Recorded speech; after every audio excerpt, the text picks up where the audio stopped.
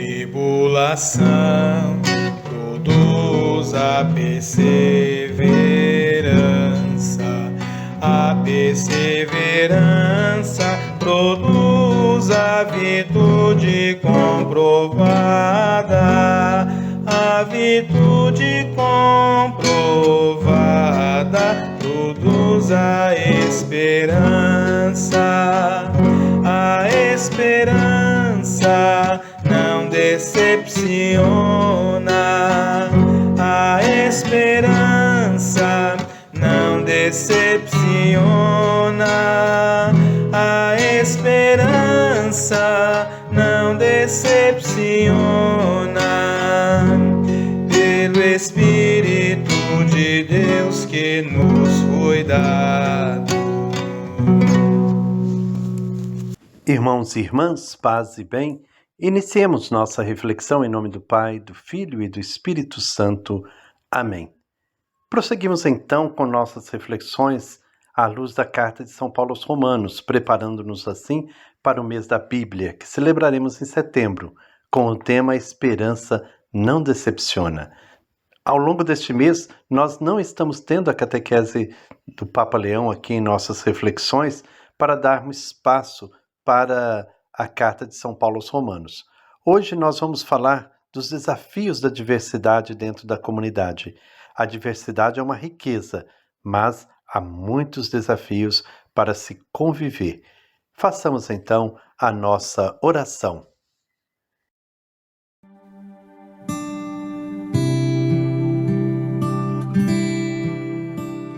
Pai que estais nos céus, neste ano jubilar em que somos chamados a ser peregrinos de esperança, colocamo-nos a meditar a carta de São Paulo aos Romanos, certos de que a esperança não decepciona, quando alimentada pela fé em vosso Filho Jesus, pedimos que a vossa graça nos transforme em cultivadores diligentes das sementes do Evangelho, que fermentem a humanidade e o cosmo, na esperança confiante dos novos céus e da nova terra, quando vencidas as potências do mal, se manifestar para sempre a tua glória. Que esse tempo de meditação bíblica reaviva em nós, peregrinos de esperança, o desejo dos bens celestes e derrame sobre o mundo inteiro a alegria e a paz do nosso Redentor. A ti, Deus bendito na eternidade, louvor e glória pelos séculos dos séculos. Amém.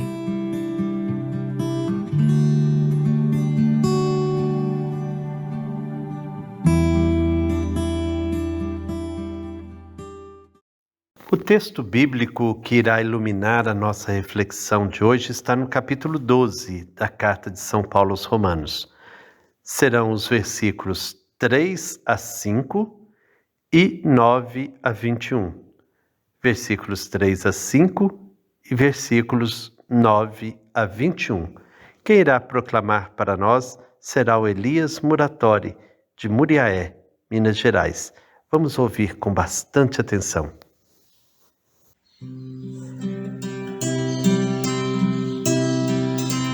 Onde reina o amor, fraterno amor,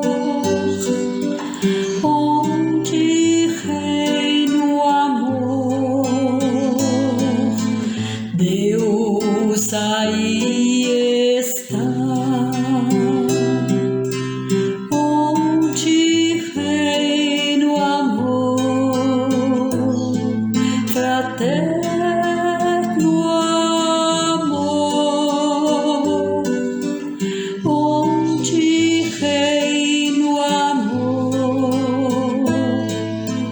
Deus aí está.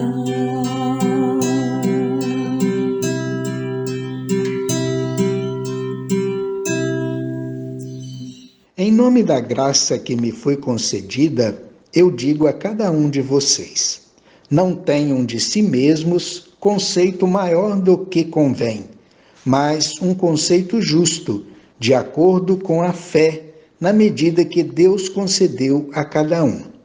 Num só corpo há muitos membros, e esses membros não têm todos a mesma função. O mesmo acontece conosco.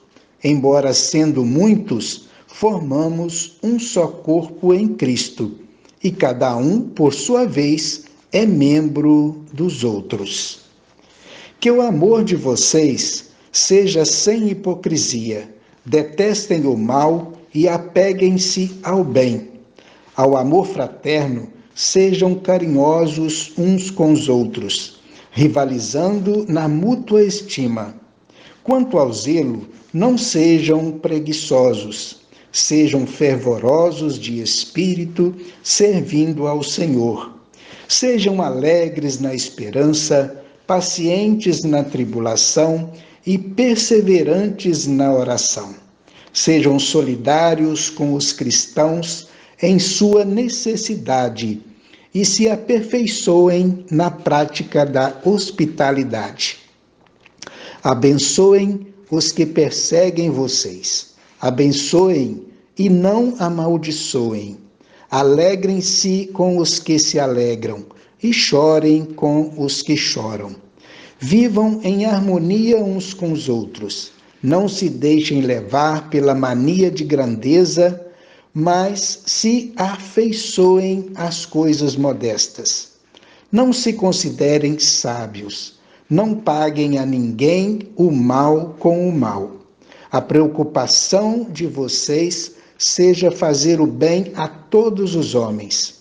Se for possível, no que depende de vocês, vivam em paz com todos.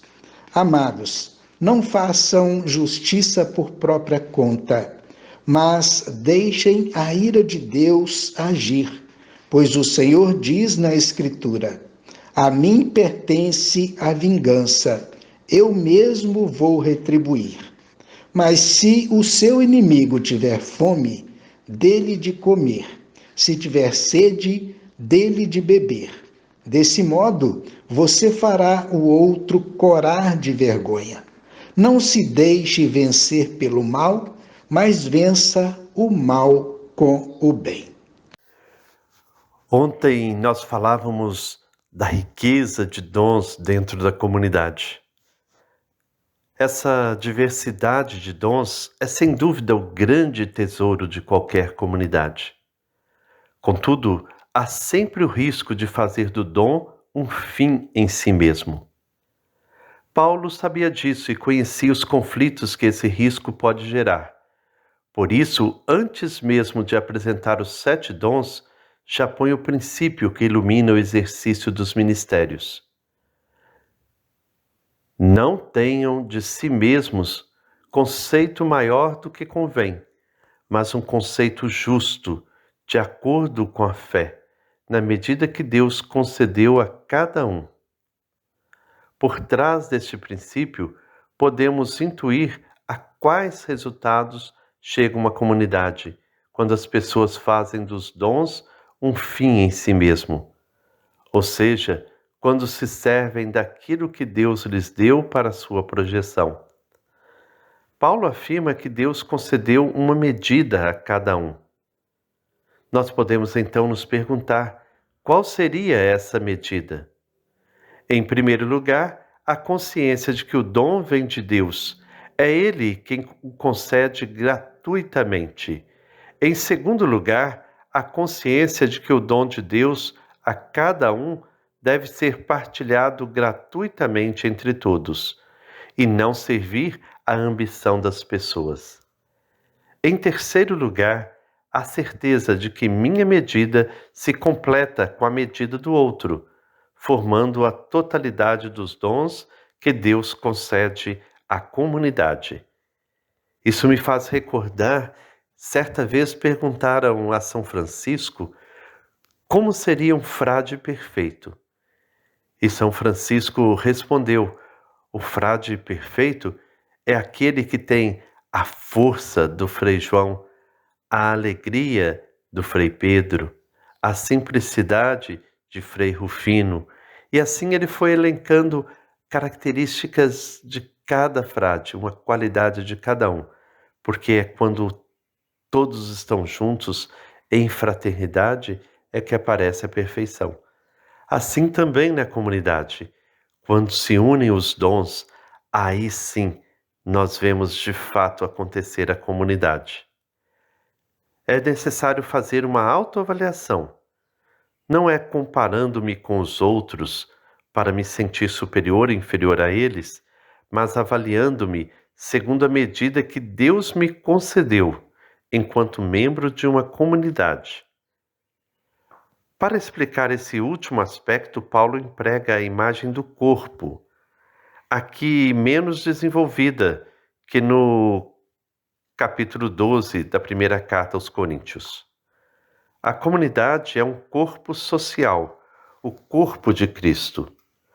Num só corpo há muitos membros, e esses membros não têm todos a mesma função. O mesmo acontece conosco. Embora sendo muitos, formamos um só corpo em Cristo. E cada um, por sua vez, é membro dos outros. É interessante notar que a comunidade não é somente o corpo de Cristo. Mais ainda, o outro é membro do meu corpo, e eu sou membro do corpo dele. A seguir, nos versículos 9 a 21, vem uma série de orientações, a fim de que o corpo social se mantenha unido, saudável e seja um sacrifício vivo que agrada a Deus. A primeira orientação diz respeito ao amor fraterno. A seguir, vem o zelo, ou seja, o esforço para pôr em prática o dom recebido. Depois disso, a alegria, a paciência e a perseverança, a solidariedade e a hospitalidade, o amor aos inimigos, a partilha dos sentimentos e a harmonia com todos. É uma espécie de decálogo positivo que visa a construção do corpo social, a comunidade. Por trás dessas orientações positivas, é possível perceber os riscos que a diversidade poderia provocar. Quando os dons se tornam fim em si mesmos, a comunidade deixa de ser o corpo, onde os membros dependem uns dos outros para viver. Voltamos novamente às estruturas deste mundo. Há também uma série de orientações que iniciam com um não e apresentam uma alternativa que inicia com um mas. Não se deixar levar pela mania de grandeza, mas buscar as coisas modestas. Não se considerar sábios. Não pagar o mal com o mal, mas fazer o bem a todos. Não fazer justiça com as próprias mãos, mas deixar que Deus faça justiça.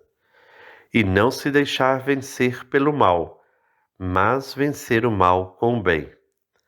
Também nessa série de orientações, é possível intuir o que acontece numa comunidade onde as pessoas competem por cargos, por status ou privilégios, e algumas questões teimam em permanecer. Em que a comunidade se diferencia das estruturas deste mundo? Vale a pena viver numa comunidade assim? Que liturgia podemos celebrar neste caso?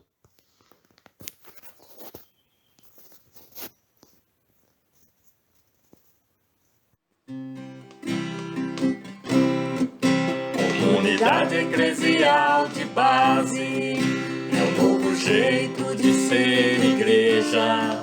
São as pessoas se conscientizando e se engajando onde quer que estejam. É como célula formando um corpo, na unidade conservando a vida, fortalecidas pela esperança, juntos das classes desfavorecidas. Comunidade não é multidão, comunidade é grupo de cristãos, se organizando e trabalhando juntos, celebrando a fé no Deus da criação. Se organizando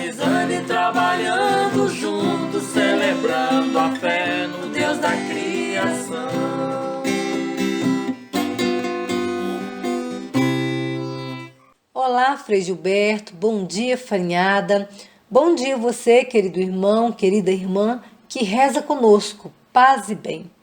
Paulo, então, continua sua catequese falando sobre a diversidade de dons.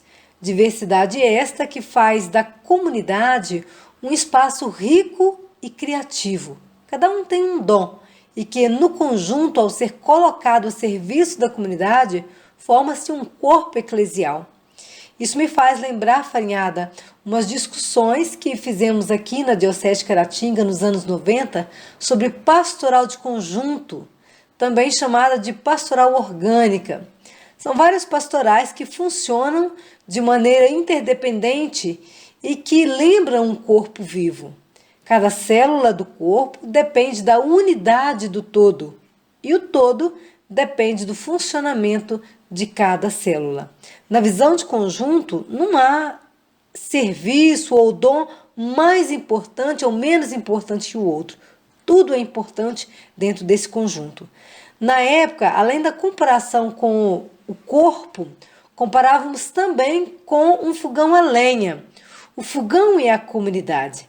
Cada trempe representa uma pastoral com um foco específico de atuação. No entanto, todas essas trempes são aquecidas simultaneamente pelo fogo do Espírito para produzir um alimento saboroso que dá vida à comunidade eclesial de base e faz crescer o reino de Deus. Comunidade eclesial de base, um novo modo de viver a fé, comprometida com a sociedade, mudando a história para quem vier.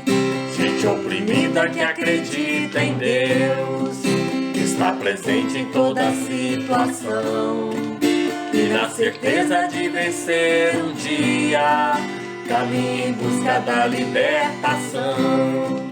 Comunidade não é multidão, comunidade é grupo de cristãos, se organizando e trabalhando juntos, celebrando a fé no Deus da criação. Se organizando e trabalhando juntos, celebrando a fé no Deus da criação.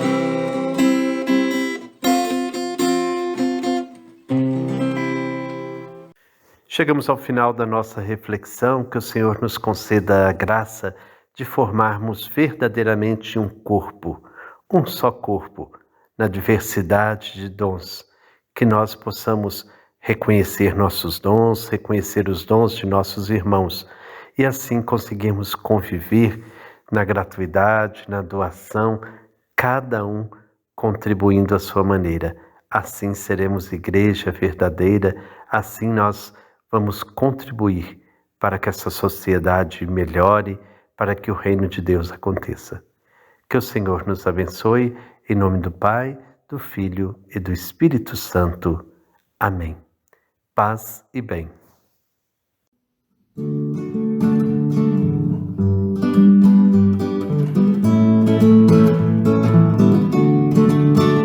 A Bíblia é a palavra de Deus, semeada no meio do povo, que cresceu, cresceu e nos transformou, ensinando-nos a viver um mundo novo. A Bíblia é a palavra de Deus, semeada no meio do povo, que cresceu, cresceu e nos transformou,